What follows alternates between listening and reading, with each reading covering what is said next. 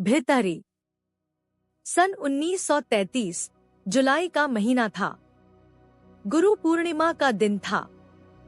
सुबह 8:30 बजे महाराज श्री ब्रह्मलीन स्वामी विष्णु तीर्थ जी महाराज अपने नित्य नियम के अनुसार देवास में नारायण कुटी आश्रम के पीछे चामुंडा माता जी की टेकरी के लिए घूमने जा रहे थे। महाराज श्री का कमंडल लिए मैं पीछे पीछे चल रहा था।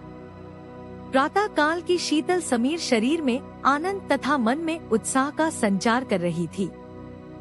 आश्रम में गुरु पूर्णिमा के कारण गहमागहमी थी। टेकरी पर भी माता जी के मंदिरों में आज मेला लगता था। किसी समय माता जी की टेकरी पर हरियाली रही होगी, किंतु आज तो स्थिति ऐसी है जैसे किसी गंजे व्यक्ति पर एक भी बाल नहीं होता। उसी प्रकार सारी टेकरी पर एक भी वृक्ष दिखाई नहीं देता था। नाग पंचमी पर सांपों की पूजा कराने के पश्चात सपेरे सांपों को टेकरी पर छोड़ जाया करते थे, जिससे टेकरी सांपों की नगरी के रूप में विकसित हो गई थी। प्रायः लोग अंधेरा हो जाने के पश्चात टेकरी पर जाते हुए डरते थे। पिछले 30 वर्षों में यहाँ का स्वरूप काफी बदल गया है। अनेक वृक्ष खड़े हो गए हैं। डामर तथा सीमेंट की पक्की सड़कें उभर आई हैं। मंदिरों ने भी काफी विस्तार पा लिया है। पानी के नलों तथा बिजली के बल्बों ने टेकरी का नक्शा ही बदल दिया है। किंतु सन 1933 में यह सब कुछ भी नहीं था। उबड़ खाबड़ पत्थरों भरा मार्ग था। सड़क के किनारे कोई जंगला नहीं, बैठने के लिए एक बेंच नहीं। महाराज श्री को वह समय स्मरण हो आया जब सन 1954 में आश्रम के मंदिर में जी की प्रतिष्ठा हुई थी। आश्रम उस समय चारों ओर से खुला ही था। आसपास एक भी मकान या झोपड़ी नहीं थी। प्रतिष्ठा से एक दिन पूर्व की बात है। उस अवसर पर बाहर से भी काफी मेहमान आए हुए थे। देवास तथा आसपास के भक्त थे ही, सेवा करने वाले भी कई लोग थे। आश्रम में काफी बड़ा शामियाना लगा था। सब लोगों का भोजन हो रहा था। उस दिन टेकरी पर भी कोई मेला लगा था। मेले वालों ने यह समझा कि यहाँ जनसाधारण के लिए कोई भंडारा हो रहा है। लोग आते रहे और खाते रहे। दूसरे दिन के भंडारे के लिए जो सामान लाकर रखा था वह विस्मात हो गया। क्या किया जाए? सब लोग जोर से हंसते हैं। यह तो शंकर जी के मेहमान थे। संकोच त्याग कर सेवा कर्तव्य था। एक सज्जन ने प्रश्न किया, गुरु पूर्णिमा पर भी चामुंडा देवी के मंदिर में टेकरी पर मेला लगता है। लोग दर्शन पूजन के लिए आते हैं। यह बात कुछ समझ में नहीं आई। गुरु पूर्णिमा तो शिष्यों का गुरु के प्रति श्रद्धा व्यक्त करने का दिवस है। देवी जी का भला इससे क्या संबंध हो सकता है? महाराज श्री ने कहा, संबंध है और घनिष्ठ संबंध है। यदि विचार करके देखा जाए तो शक्ति ही गुरु है।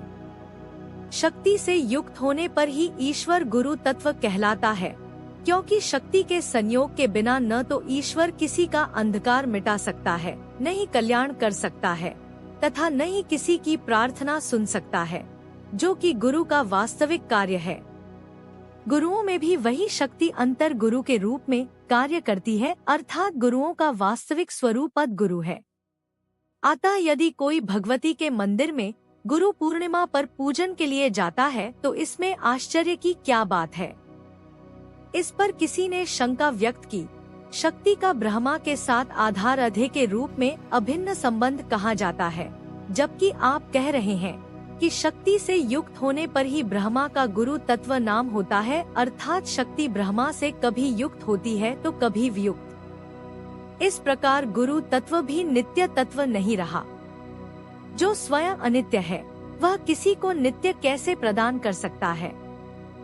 महाराज श्री ने कहा, युक्त तथा वियुक्त हो केवल औपचारिक एवं पारिभाषिक शब्द है।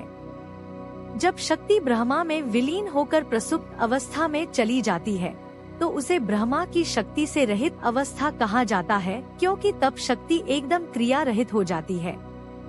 जब शक्ति ब्रह्मा में प्रकट होकर क्रियाशील हो जाती है तो उसे ब्रह्मा के साथ युक्त अवस्था कहा जाता है।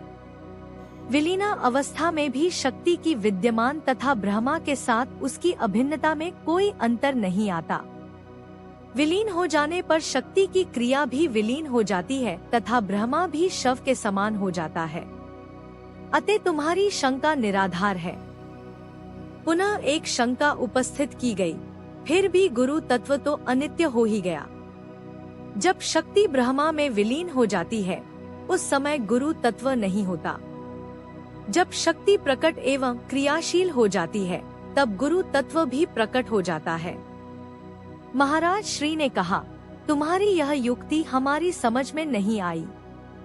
जब शक्ति विलीन होकर भी नित्य है तब गुरु तत्व अनित्य कैसे हो गया? हाँ, यह कह सकते हैं कि गुरु तत्व की क्रियाशीलता कभी प्रकट होती है तो कभी अपक, किंतु गुरु तत्व विद्यमान अवश्य रहता है। एक भक्त ने कहा, शक्ति को गुरु मानकर ही कई लोग गुरु पूर्णिमा पर दर्शन पूजन के लिए चामुंडा माता जी के मंदिर आते हैं, किंतु एक बात समझ में नहीं आई। एक बार मैं गुरु पूर्णिमा पर ओंकारेश्वर चला गया, देखा तो वहाँ भी दर्शनार्थियों की बहुत बड़ी भीड़ थी। जब शक्ति ही वास्तव में गुरु है तो फिर शंकर जी के मंदिर में लोग जाते हैं? महाराज श्री ने कहा, प्रायः मनुष्य बार बार यही भूल कर जाता है कि शक्ति को शिव से भिन्न मान लेता है। शक्ति तथा शिव दो है ही कहाँ? दोनों में आधार आधे का संबंध है। जहाँ आधार रहेगा वही आधे भी होगा। मैं यह कहाँ ही करता हूँ कि किसी देवता की उपासना उस शक्ति की उपासना है। देवता शक्ति से युक्त होकर ही अपने उपासक की पूजा स्वीकार करते हैं। जिस देवता में शक्ति विद्यमान तथा कार्यशील ना हो वह प्रार्थना भी कैसे सुन सकता है? कहीं सीधे शक्ति की पूजा होती है तो कहीं किसी देवता के माध्यम से शक्ति की पूजा। शक्ति ही गुरु तत्व है। वैसे देखा जाए तो सभी देवताओं में शक्ति की विद्यमान के कारण किसी भी देवता को गुरु रूप में ग्रहण किया जा सकता है। एक बात और ध्यान देने योग्य है, ओंकारेश्वर में कई महात्माओं के आश्रम हैं। उनके शिष्य अपने अपने गुरु महाराज के दर्शन लाभ के लिए जाते हैं तो शंकर के मंदिर में भी पूजा के लिए चले जाते हैं। इस प्रकार मंदिरों में भी भीड़ हो जाती है जिससे तुम्हें वहाँ इतने दर्शनार्थी दिखाई दिए। जिस साधक की दृष्टि गुरु तत्व ईश्वर तत्व पर होती है उसे प्रत्येक देवता में, अपने गुरु महाराज में तथा अपने स्वयं के अंतर में भी गुरु तत्व ही दिखाई देता है। एक भक्त ने कहा, हिंदू दर्शन को समझ पाना अत्यंत कठिन है। आजकल तो इस विषय में कई भ्रांतियां हैं। कई लोग तो यह भी कहते सुने जाते हैं कि हिंदू लोग कई भगवानों को मानते हैं। महाराज श्री ने कहा, बात का उत्तरदायित्व स्वयं हिंदुओं पर भी है। कई लोग वास्तव में ही कई भगवानों की भ्रांति से ग्रसित हो जाते हैं। भगवान तो एक ही हैं, उनके रूप अनेक हैं, किंतु ना समझी में लोग अनावश्यक वाद विवाद में उलझ जाते हैं तथा विधर्मियों पर भी कटाक्ष करने का अवसर प्रदान कर देते हैं। सभी जीवों में आत्म तत्व एक समान होते हुए भी सारा संसार पुल्लिंग तथा स्त्रीलिंग में बंटा हुआ है और यह विभाजन केवल शारीरिक स्तर तक ही सीमित है, किंतु देखने समझने की दृष्टि भी उसी के अनुसार विकसित हो गई है। ईश्वर में कोई लिंग भेद नहीं है, किंतु देखने समझने तथा विचार करने वालों में यह दृष्टि अवश्य विद्यमान है। जो ईश्वर को पुरुष दृष्टि से देखता है वह उसे चित्त कहता है, जो स्त्री रूप में उसकी कल्पना करता है वह उसे चिति कहता है।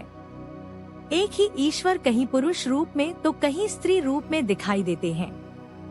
यह तो ईश्वर का बहुरूपियापन है जिस पर ना समझी से लोग कई भगवानों की बात जड़ देते हैं।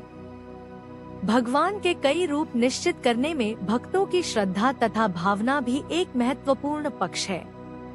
अपनी भावना तथा मान्यता के अनुरूप ही भगवान के स्वरूप के विषय की कोई कल्पना कर सकता है। भक्त अनेक है तथा उनकी चित्त स्थितियां भी भिन्न भिन्न है, परिणामतः भगवान के अनेक स्वरूप विकसित हो गए हैं, किंतु भगवान एक ही है। एक भक्त ने कहा, महाराज श्री, जब आप प्रथम बार यहाँ टेकरी पर आए थे तो आपको कैसा लगा? महाराज श्री ने कहा, तब हम नए नए देवास आए थे। कुछ दिन तो अस्वस्थता रही। जब स्वास्थ्य कुछ ठीक हुआ तो एक दिन माता के दर्शन करने के लिए टेकरी की ओर निकल गए। पर अभी आधा ही चढ़े थे कि एक महात्मा दिखाई दिए। सिर पर जटाजूट, नाभि तक लंबी दाढ़ी, कोपन धारण किए, एक हाथ में कमंडल, दूसरे में त्रिशूल। मैंने ओम नमो नारायणाय किया तो अभिवादन के उपरांत पूछने लगे, कहाँ जा रहे हो? माता जी के दर्शन करने, हमने कहा। वहीं जा रहा हूँ। महात्मा जी ने पूछा, कोई संसारी कामना लेकर जा रहे हो या माता जी की कृपा प्राप्त करने? हमने कहा, संन्यास ले लिया है तो संसारी कामनाएं पीछे छूट गई है। अब तो भगवती से कृपा की याचना है। इतनी बात करके हम आगे बढ़ गए। थोड़ी देर के पश्चात पीछे मुड़कर देखा तो महात्मा जी कहीं दिखाई नहीं दिए। टेकरी के शिखर पर जब पहला मंदिर आया तो बाहर चबूतरे पर एक महिला को बैठे पाया, जवरों से लदी हुई, मुख पर अलौकिक तेज। हम पास से निकले तो महिला ने कहा, यदि भगवती के दर्शन करने जा रहे हो तो शुद्ध मन से जाओ। संसार की वासनाएं मन को दूषित कर देती हैं। हम बोले तो कुछ नहीं, केवल सिर झुकाकर तथा दोनों हाथ जोड़कर प्रणाम किया तथा मंदिर की ओर आगे बढ़ाए। मंदिर में जाकर हम आश्चर्यचकित रह गए। अभी जिस महिला को बाहर बैठे देखा था, उसकी आकृति ठीक इस प्रतिमा की आकृति से मिलती थी। हम उस महिला के दर्शन पाने को लालायित होकर बाहर भागे, किंतु महिला वहां नहीं थी। हम मंदिर में वापस आए तथा भगवती की प्रतिमा के सामने बैठकर जोर जोर से रोने लगे। काफी देर तक वहां अश्रुपूरित नेत्र लिए बैठे रहे। वहां से चलकर हम दूसरे मंदिर की ओर बढ़े। अब की बार मंदिर से कुछ दूर एक महिला पत्थर पर बैठी थी। वह निरंतर हमारी ओर देखे जा रही थी। हमने इस बात की ओर विशेष ध्यान नहीं दिया, किंतु मंदिर में जाने पर देखा कि इस मंदिर की प्रतिमा की आकृति भी उस महिला से पूरी तरह मेल खाती थी। हम तीव्र गति से बाहर भागे, किंतु वह महिला भी अदृश्य होती। हम वहीं रास्ते में बैठकर रोने लगे।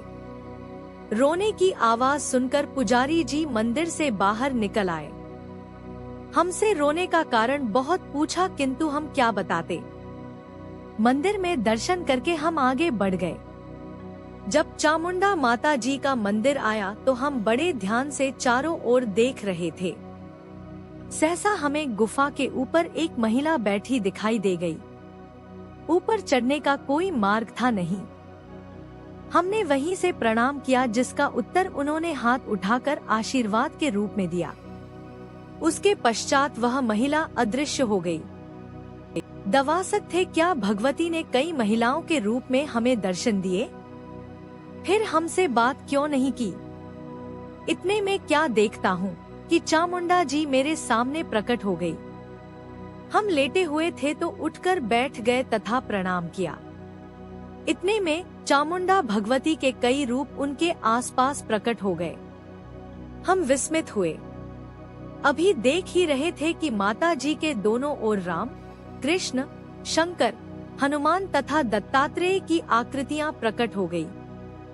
हम उठकर खड़े हो गए तथा सभी देवी देवताओं को साष्टांग प्रणाम किया। हमारे देखते ही देखते सभी आकृतियां चामुंडा जी में विलीन हो गई, केवल चामुंडा जी ही रह गई। भगवती ने कहा, इसमें आश्चर्य की कोई बात नहीं है। यह सभी मेरे ही विभिन्न स्वरूप है।